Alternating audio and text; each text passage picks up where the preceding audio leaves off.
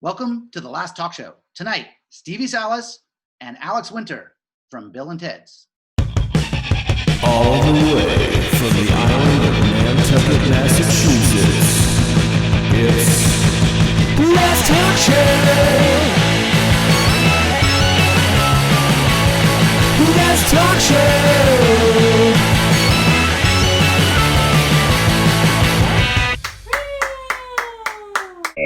Stevie, we'll just jump in unless you got questions, but I figure you got stories. We'll let you tell some stories.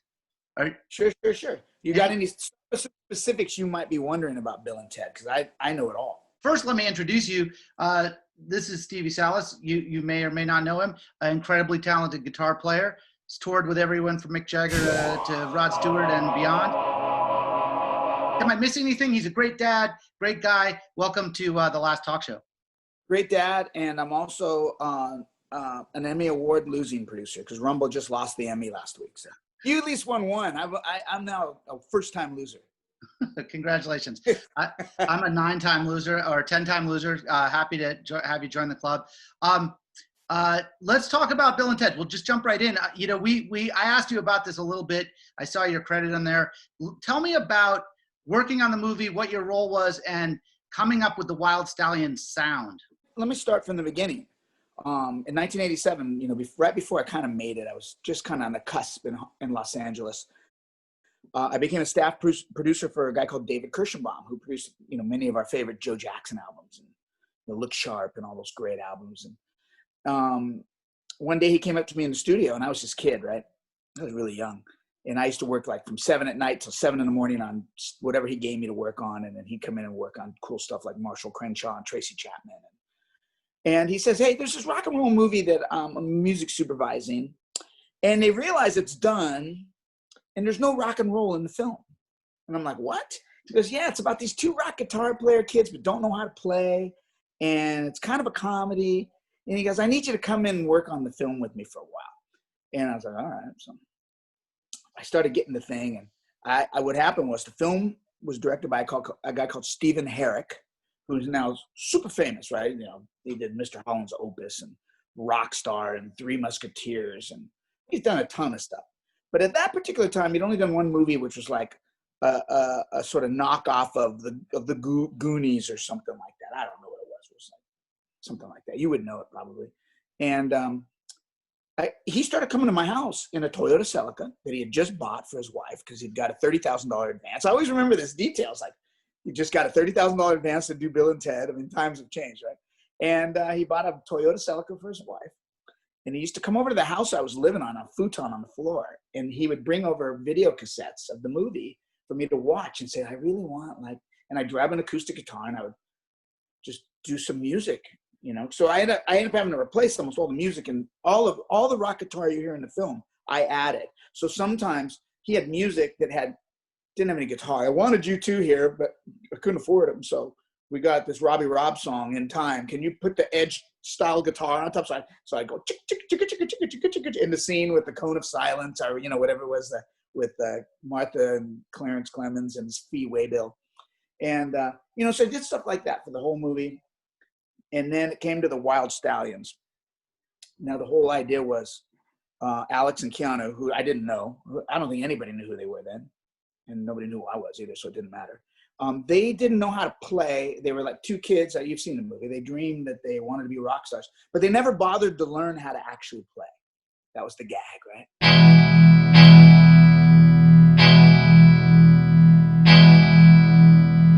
I sat down in the studio when it came to the Wild Stallions, and I tried to play crappy, right? You think to play crappy would be easy, right? You think that, but it wasn't, because everything I did, I wasn't thinking about myself as a guitar player. I was thinking about Bill and Ted, and I wanted to score them and be cool. And every time I tried to play crappy, I sounded pompous. I sounded, I'll play kind of crappy here, like some kind of pompous guitar player in the 80s with my big hair, And it bothered me, which I don't think would have bothered most people. People thought I was crazy. It was fine the first time, everyone said. And I go, no, it sucks. So I took a whole nother day to do this. And I came back the next day and I had the boom, the light bulb. I turned my guitar, I'm a right-handed guitar player. I turned it upside down and I played it left-handed.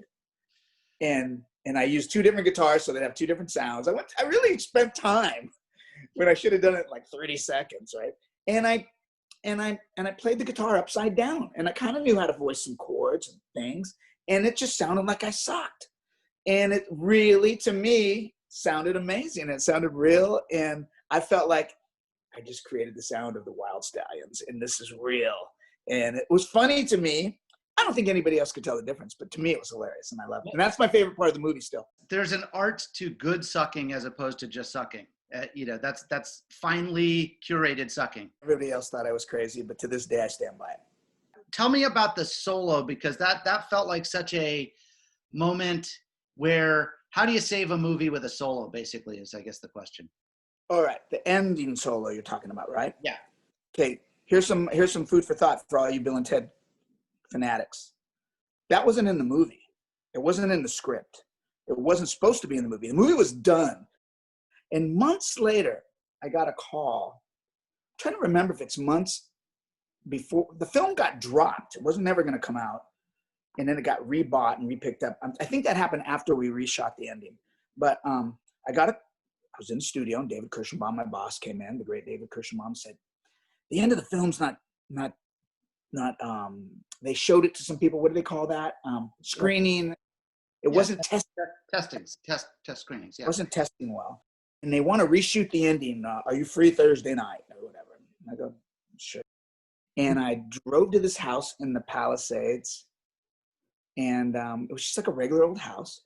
And they had the garage door open, and it was completely set up in the garage at the set of Bill and Ted with the telephone booth and all this, like, that Dayglow 80s colors and all that crap. They told me to go use that little Winnebago trailer over there. That's my dressing room. And I have to share it, though, with George Carlin. And I hope that's okay. And I was like, I didn't even know who Keanu Reeves, Alex Winter. I don't even know them. I'm sitting with George Carlin. And I never came out of that trailer. I just sat there next to George all night while we did our hair and we did our makeup or whatever. And our wardrobe, because George and I had to wear the exact same outfit. The facts about my 1987 hair, by the way. Everyone says, look at that hair. I go, forget the hair. Look at George Carlin. Okay, so then finally they call us out. Like, we've been in there for hours. Just sitting in the trailer for hours, just talking, blah, blah, blah. They call us out, and I say to Stephen Herrick, what do you want me to do? And he's like, I don't know. Just play like a crazy solo. Just make your hands crazy solo. And they shoot me from the neck down, and the camera's right in my face right here, like right on my guitar hands and my body. And he says, action. And there's Keanu and Alex and the girls are standing right in front of me. And I just kind of like, speaking of the dearly departed Edward Van Halen, who I was on the Channel 8 News for yesterday talking about him. I didn't know what to do, so I start with Eruption, the ultimate guitar solo, like I hit the A chord of Eruption. Okay, but I'm not even plugged in, by the way. It's just, it's not plugged in. The guitar sounds like not plugged in. But I hit the A in my mind. Ooh, it's Eruption. And I go, right before I did the whole, the exact lick, I went, and then I just started to move my hands as crazy as possible. Okay. I was moving it all over the neck, not thinking about music, but thinking about comedy, thinking about ridiculousness, right? And it was like, I was trying to be funny. So you do the comedy part without thinking too much about it. And then the callback is like, now we need some sounds for that.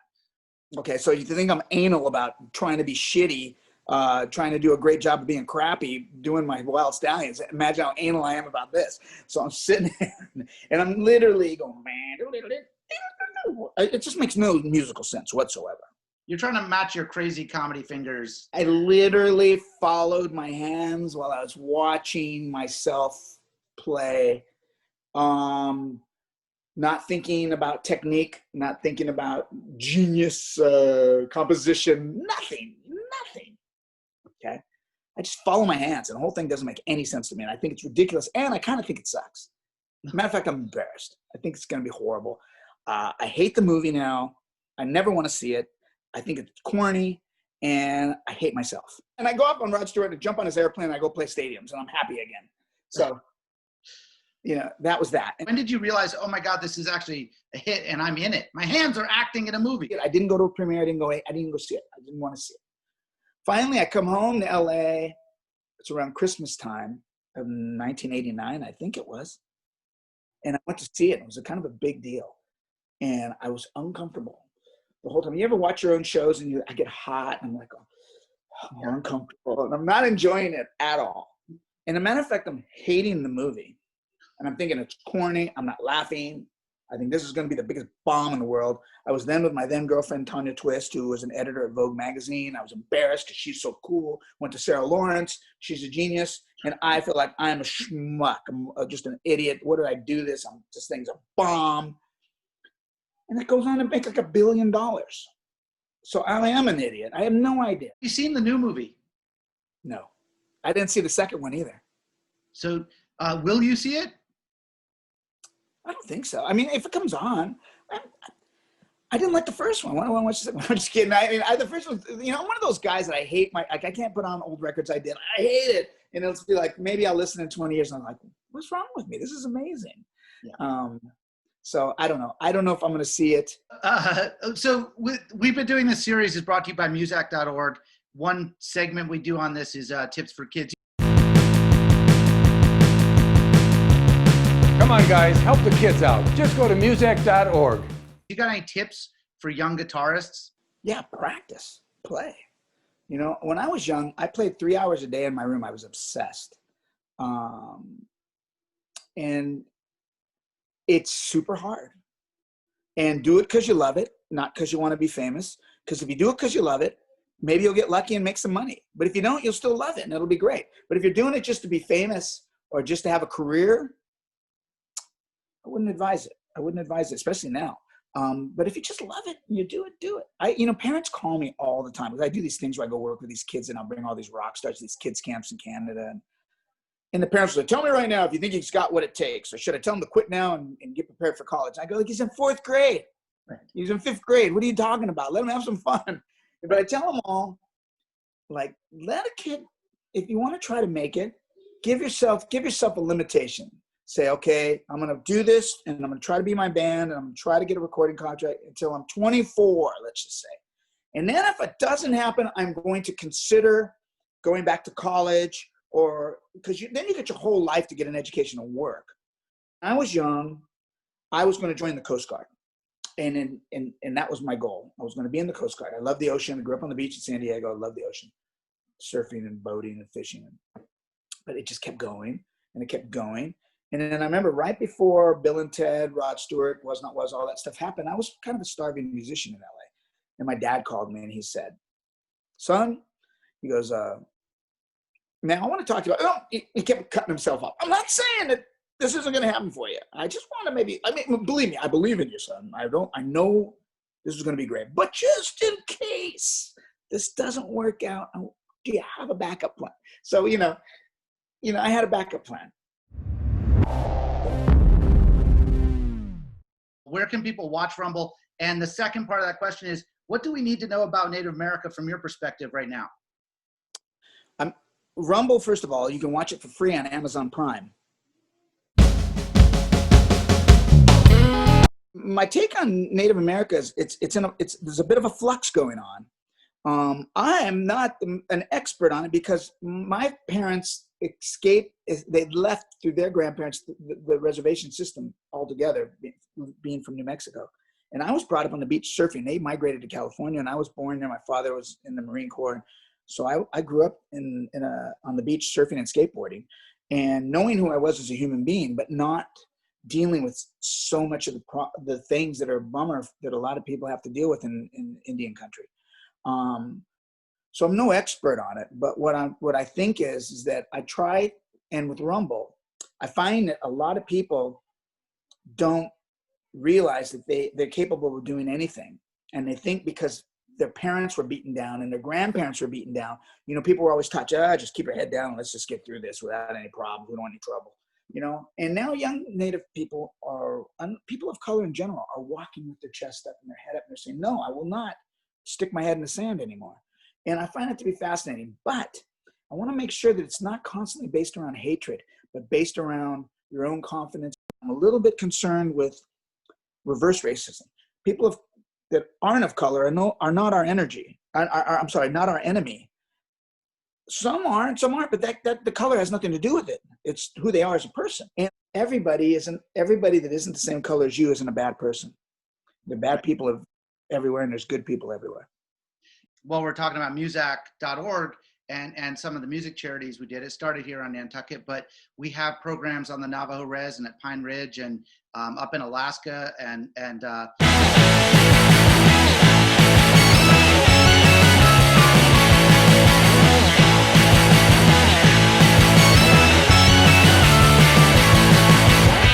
you know, we've worked with a lot of Native kids. And one thing I realized, which I never thought about, was, you know, this program came out of kids on Nantucket and feeling isolated on an island and some of the stress that comes out of that and desperation. And then I was on the Navajo Res working with some kids there, and I was like, oh, this is an island too. This is cut off from so much stuff that you feel so isolated, so out there, and there's no help. And it does feel like right now that we're starting to connect those. I hope so. You have a guitar standing by any chance? You want to do a Wild Stallions solo to get us out of this thing? 1 second. Sure. We have guitar says Stevie on it, so you know it's mine. And normally, if I was doing the Wild Stallions, I'd be like, I grabbed the wang bar. I used a lot of wang bar on that Wild Stallions. So, okay, but then I went like this. Played it upside down. See, I'm not lying. Stevie's upside down. And I made my A chord like this, all backwards. You can't tell really. And then I forgot to even get the pick. This is how awkward it is. Then I went.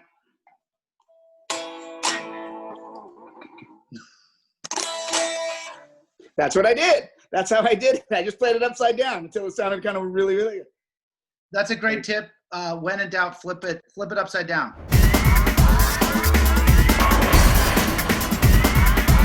And you can sound like the Wild Stallions and sell $1 billion in movie tickets. Thanks for everything, man. I'll talk to you very soon. Okay, buddy. Talk soon. Have a great day.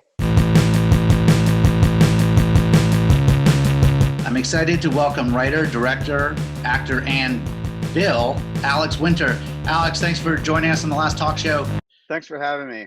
I wanted to ask you first, what do people need to know about this movie before they watch it?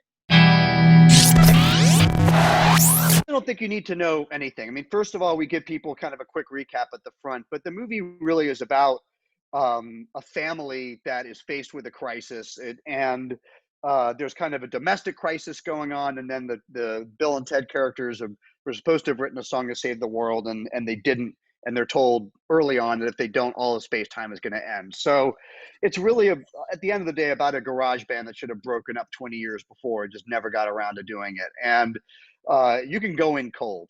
You really can. It's been roughly 30 years since the last Bill and Ted's. How did Face the Music come about? We were having dinner at my house. I cooked barbecue for Keanu and the two writers, Chris Matheson and Ned Solomon, and we've been friends for 30 years. So we don't talk Bill and Ted. That's not our topic of conversation at this point in our lives. But Chris and Ned pulled out this idea they had for a third movie. And it wasn't like, let's go make this. It was just, we thought of this really funny idea for a third movie. We wanted to know what you guys thought. And we really, really loved it. It was approaching Bill and Ted as adults, approaching them not like carbon copies of themselves at 19, but two grown men with wives and children who had lived life, who had had a lot of ups and downs, who had life experience. And it seemed very playable to us. And that seemed like something that was really worth doing. We couldn't think of a sequel that had ever done that before, that had ever really waited that much time and then just drop back in on where they just happened to be at that moment and not try to pretend we're just going to give you what you got 30 years ago. We're going to give you something completely different with these two characters. So we thought that was both challenging and had a lot of potential. So we just rolled up our sleeves and dove in. just flashing back a little bit to the first one, the cultural impact it had, which I know we talked about, is like was surprising how big it got. At what point did you realize, like, oh shit, this thing is way bigger than I thought it was going to be? Opening weekend. I mean, we really didn't expect anything for it. So it was a really little movie, and we didn't have high expectations for it. Opening weekend, it did very, very well for the size of the film, and then over the course of that year, everywhere I went, people were quoting the movie at me. Everywhere in the world, I was in Paris, and kids were speaking like Bill and Ted. Texas, L.A., New York. So it seemed to have really seeped into the culture within that first year. And you guys had everything from Serial to Saturday morning cartoons. Did you do the voices for the cartoons? We did for season 1 and 2. Yeah. Keanu and myself and George Carlin. Yeah, amazing. Did you try the Serial? I think I did once, but it was made by Purina, so I was very hesitant. Yeah. Have you ever watched these movies with your kids? It was very gratifying to watch it with my kids. I had never really done that with my acting. I'd never really sat like on Familia and be like, "You're not going to watch me in a movie." Like that's like it's a nightmare for me. Like it's like on a regular philosophical level, the last thing on earth I'd ever want to do. But with this movie, it was actually quite special.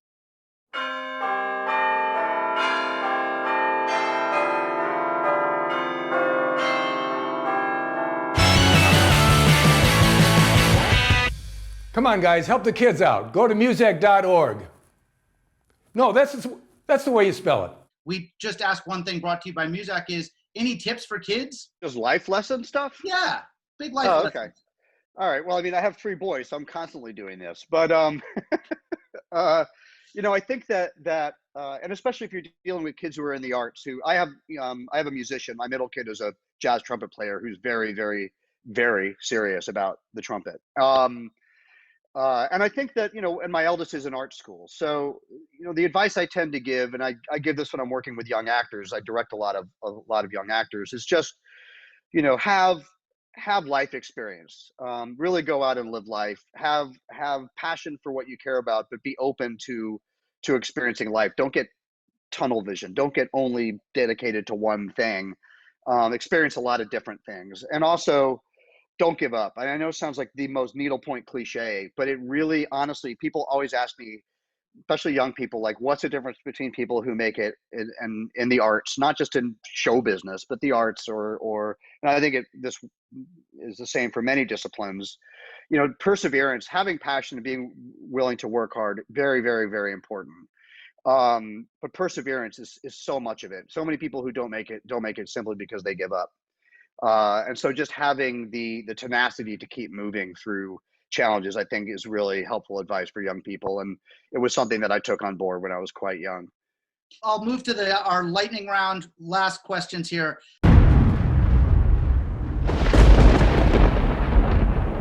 What is the last great movie that you saw? Probably the documentary Honeyland. So good. Last great role that you turned down? I mean, I didn't, because I took the last great role that was given to me, and I haven't acted professionally since '93, so I wasn't looking for roles. Last thing that made you laugh out loud? Something my 11-year-old said. My kids make me laugh out loud every day. And any other life lessons from them? Not to take myself too seriously and not to take life too seriously is a great lesson that kids always teach adults, I think. And then, Alex, I want to give you the last word.